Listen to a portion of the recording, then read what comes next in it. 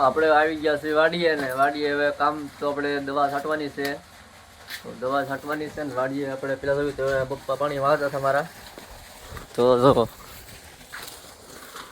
અહીંયા પાણી ચાલુ છે ને એટલે પણ દવા છાંટે છે. તો આપણે ના જાવી.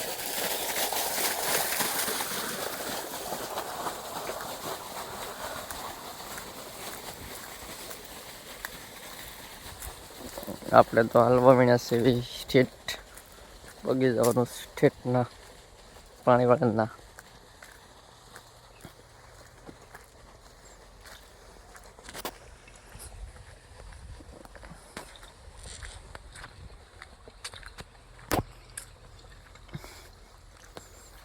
આમાં ઘઉંમાં આપણે બાસારી છાંટવાની છે.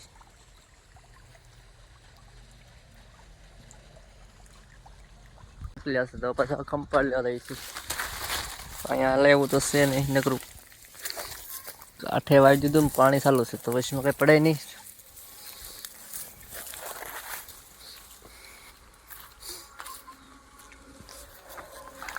તો હવે તો એવું લાગે પાણીમાં પડવું પડશે. તો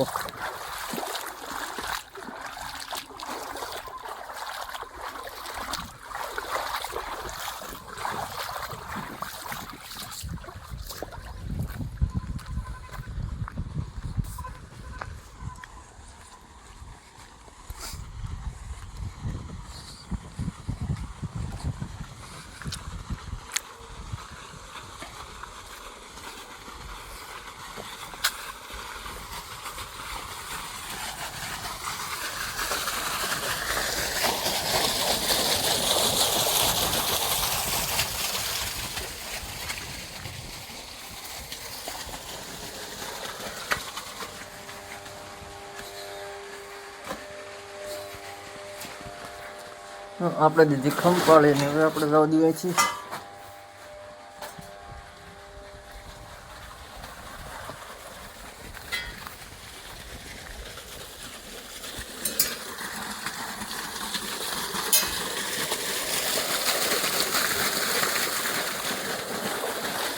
તો ખંપાળીને આવશું.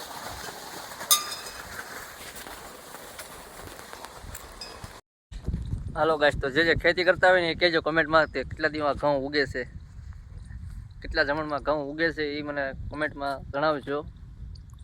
જે ખેડૂત પુત્ર હશે ને કહે.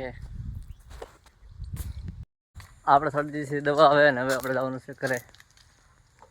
દવા તો બધાને તટાઈ ગઈ. સવારથીનો છાંટતો હતો, બપોરે 3 વાગે તો ખાવા ગયો એટલે સટાઈ ગઈ. નગર તો હજી સટાઈ નથી દવા. આપણે પહોંચ્યા છીએ ઘરે હવે અને હવે આપણે જવાનું છે ગામમાં. હવે ભાઈબંધો પાસે માવો ખાવા. તો વિડીયો કેવો લાગ્યો કોમેન્ટમાં જણાવજો. અને સવારથીના વાડિયા હતા એટલે આજ આખો દી બ્લોક જ બનાવ્યો છે. બસ કામ કરીને થાકી ગયા છે. દવા છાંટી છે, પાણી વાળ્યું છે, દવા ઘણી બધી છાંટી દીધી. આખી વાડીમાં દવા છાંટી છે. તો બ્લોક આપણે પૂરો કરવાનો છે. તો હાલો બધાને જય માતાજી.